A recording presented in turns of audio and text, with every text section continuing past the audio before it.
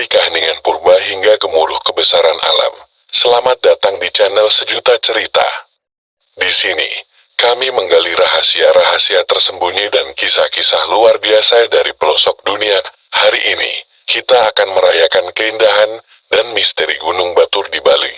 Siapkan dirimu untuk sebuah perjalanan yang tak terlupakan melalui waktu dan ruang.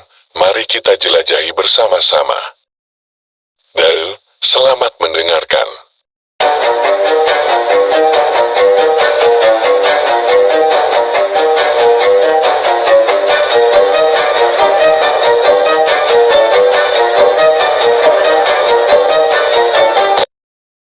Legenda Kebo Iwa dan asal-usul Gunung Batur. Legenda tentang seorang anak yang tumbuh besar dan perkasa, tapi menjadi beban bagi masyarakat. Kebo Iwa adalah legenda dari Provinsi Bali yang terkenal akan kekayaan seni dan budayanya. Salah satu cerita rakyat yang berasal dari Pulau Dewata ini adalah Kebo Iwa, yang bercerita tentang terbentuknya danau dan Gunung Batur, bertempat di wilayah Kintamani. Gunung berketinggian tahun 1717 mdpl ini dikenal sebagai gunung api yang masih aktif. Tak hanya menjadi objek wisata favorit untuk melihat terbitnya matahari, Gunung Batur pun memiliki makna penting bagi kepercayaan yang dianut masyarakat Bali. Dalam ajaran Hindu, gunung tersebut dianggap sebagai sumber kesejahteraan yang wajib dilestarikan. Lalu, bagaimana asal mula terbentuknya kedua situs alam ini menurut cerita rakyat Bali? Dahulu, dikisahkan, seorang anak tumbuh sebesar raksasa di suatu desa.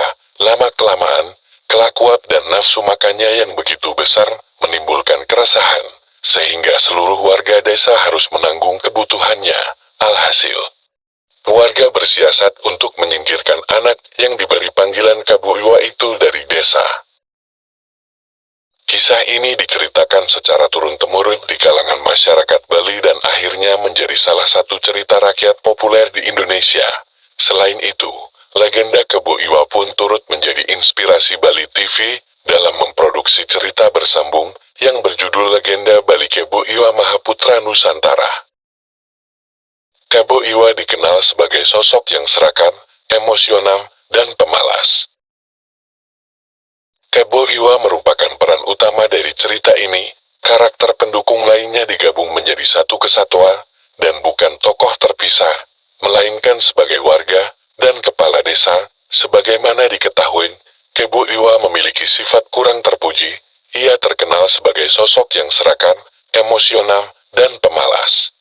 Di sisi lain, warga desa digambarkan sebagai kelompok masyarakat yang hidup dalam ketakutan, cerdik, tapi kurang berhati-hati. Kebo Iwa lahir dan tumbuh sangat besar. Dikisahkan di suatu desa di Pulau Bali, pada suatu waktu, hiduplah sepasang suami istri yang rukun dan berkecukupan. Namun, kebahagiaan kurang lengkap mereka rasakan. Bertahun-tahun menikah, mereka belum juga dikaruniai keturunan. Setiap hari, mereka tak henti berdoa kepada Sang Hyang Widiwasa, sebutan untuk Tuhan dalam agama Hindu, agar diberi seorang anak. Hingga suatu hari, doa mereka didengar. Sang istri mengandung dan melahirkan seorang bayi laki-laki. Bayi itu ternyata istimewa, karena pertumbuhannya yang sangat cepat. Meski masih bayi, porsi makannya menyerupai orang dewasa. Semakin hari, ia tumbuh semakin besar, sehingga bertambah pula nafsu makannya. Lama-kelamaan, besar tubuhnya melebihi ukuran orang dewasa. Lantas, orang-orang memanggilnya dengan sebutan Kebo Iwa yang berarti paman kerbau. Kebo Iwa yang tumbuh semakin besar membuat kedua orang tuanya kewalahan. Kedua orang tuanya tak sanggup lagi memenuhi nafsu makan Kebo Iwa, sehingga harus meminta bantuan dari warga desa. Sejak saat itu, kebutuhan pangan Kebo Iwa turut ditanggung seluruh penduduk desa. Kebo Iwa yang rakus. Selain nafsu makannya, Kebo Iwa juga terkenal akan sifatnya yang pemarah. Jika keinginannya tidak terpenuhi, Kebo Iwa akan merusak lingkungan sekitarnya. Kebo Iwa bisa menghancurkan rumah warga, bahkan tak segan merusak pura, merasa makanannya kurang. Dan tentu saja hal ini semakin meresahkan warga desa. Meski begitu, Kebo Iwa sebetulnya dapat diandalkan. Karena tubuh dan tenaganya yang besar, Kebo Iwa kerap dimintai pertolongan untuk mengangkut batu, meratakan tanah, memindahkan bangunan, membendung sungai, hingga menggali sumur. Semua itu Kebo Iwa kerjakan karena imbalan yang disiapkan warga desa baginya, yaitu makanan yang berlimpah. Sisi lain, warga desa juga cemas ketika penghujung musim hujan tiba. Sebagian besar penduduk yang hidup dari pertanian mengkhawatirkan persediaan bahan pangan ketika musim kering datang, bagaimana bisa memenuhi kebutuhan Kebo Iwa yang luar biasa besar. Sementara kebutuhan pangan mereka sehari-hari saja terbatas. Mereka dilanda ketakutan membayangkan amarah Kebo Iwa yang kelaparan dan dapat mengamuk sejadi-jadinya. Gagal panen di desa. Hal meresahkan ini membuat warga berpikir agar ketakutan itu tidak menjadi kenyataan. Akhirnya, warga berhasil menemukan siasat untuk menyingkirkan Kebo Iwa. Suatu hari, warga menemui Kebo Iwa yang sedang asyik menyantap makanan yang disiapkan untuknya. Para warga menyampaikan keluh kesah mereka bahwa banyak rumah warga yang rusak akibat ulah Kebo Iwa ketika mengamuk. Kebo Iwa bersikeras bahwa itu terjadi karena kesalahan penduduk desa yang tidak memberi makanan yang cukup untuknya. Warga desa berkata bahwa kekurangan makanan itu terjadi karena gagal panen akibat air yang tidak lagi tersedia di musim kemarau yang berkepanjangan. Tetapi, jika Kebo Iwa bisa membuatkan sumur yang besar, pertanian akan kembali subur. Air dari sumur itu akan digunakan warga untuk mengairi sawah-sawah dan lahan pertanian, sehingga tak ada lagi gagal panen dan bahan pangan berkecukupan. Jika sanggup membuatkan sumur besar tersebut, warga meyakinkan Kebo Iwa bahwa mereka akan memberinya makanan seberapapun banyaknya. Kebo Iwa menggali sumur besar. Membuat sumur adalah hal kecil bagi Kebo Iwa. Ia pun menyetujuinya, bahkan semakin semangat mendengar permintaan tolong penduduk desa. Ia tidak sabar membayangkan betapa puas dirinya dengan makanan yang berlimpah. Kebo Iwa membangun kembali rumah-rumah penduduk yang rusak dan menggali tanah di tempat yang sudah ditentukan. Pada saat yang bersamaan, warga mengumpulkan batu-batu kapur di sekitar tempat galian Kebo Iwa. Kebo Iwa kemudian bertanya, untuk apa batu-batu kapur besar itu dikumpulkan? Kata warga desa, batu-batu itu disiapkan untuk rumah Kebo Iwa.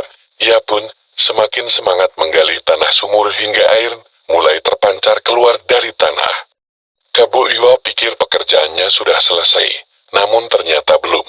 Kepala desa mengatakan bahwa sumur yang digali masih kurang besar untuk menjadi sumber air satu desa. Menurut dan percaya, Kebo Iwa pun terus menggali lubang tanah hingga semakin besar dan dalam. Kebo Iwa kelelahan. Setelah bekerja, Kebo Iwa akhirnya kelelahan dan beristirahat untuk makan. Warga rupanya sudah menyiapkan makanan yang banyak bagi Kebo Iwa, dan hal itu membuatnya sangat senang. Tidak menunggu lama, Kebo Iwa langsung menyantap seluruh makanan di depannya, kekenyangan. Kebo Iwa mengantuk luar biasa dan tertidur pulas hingga mendengkur di dalam sumur hasil galiannya. Tidurnya Kebo Iwa adalah waktu yang ditunggu-tunggu warga desa untuk menjalankan siasat yang telah disiapkan. Kepala desa memerintahkan warga untuk melempar batu-batu kapur besar yang sudah disiapkan ke dalam galian sumur Kebo Iwa. Ketika warga beramai-ramai melemparkan batu ke lubang tersebut, Kebo Iwa tetap tertidur nyenyak dan tidak menyadari hal yang dilakukan warga. Kebo Iwa terkubur di sumur galiannya. Air dari dalam tanah terus keluar mengisi galian sumur. Batu-batu kapur pun semakin memenuhi galian tersebut. Kebo Iwa yang tertidur di dalamnya sontak tersedak dan terkejut menyadari hal yang terjadi. Malam, ketika Kebo Iwa bangun semuanya sudah terlambat. Rasa kenyang ditambah air dan bebatuan yang memenuhi galian sumur membuatnya tidak sanggup keluar dari sumur. dan menyelamatkan diri, Kebo Iwa menjadi tidak berdaya dan akhirnya mati terkubur di dalam galiannya sendiri. Celakanya, air dari dalam galian terus-menerus keluar sampai meluap dan membanjiri desa dan area sekitar. Akibat banjir, warga akhirnya kehilangan harta benda, sawah, ladang, hewan ternak, dan rumah. Semua terburu-buru mengungsi ke tempat yang lebih tinggi tanpa dapat menyelamatkan banyak barang. Beberapa desa yang tenggelam itu kemudian membentuk sebuah danau besar. Danau itu kini dikenal dengan nama Danau Batur, timbunan tanah hasil galian Kebo Iwa yang menumpuk kemudian membentuk sebuah gunung yang sekarang dikenal dengan nama Gunung Batur. Moral cerita: legenda Kebo Iwa dan asal-usul Gunung Batur memberi pesan moral bahwa sifat serakah, egois, tamak, serta melakukan segala sesuatu demi kepentingan pribadi dapat berujung merugikan diri sendiri dan sekitar. Meski kita hebat dan kuat sebagai individu, jika tidak memiliki rasa kasih, lingkungan, dan sesama pun tidak akan menerima kita. Sebaliknya, jika memiliki kelebihan maupun kekurangan, kita harus tetap rendah hati dalam membantu maupun menerima bantuan sesama. Dari puncak hingga lembas, dari masa lalu hingga masa depan, itulah kisah yang tak terlupakan dari Gunung Batur di Bali. Saksikanlah kebesaran alam yang mempesona dan nikmati keajaiban yang tak terlukiskan.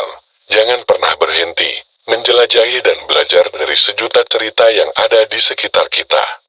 Ya, terima kasih telah bergabung dengan kami di channel Sejuta Cerita. Sampai jumpa di petualangan berikutnya.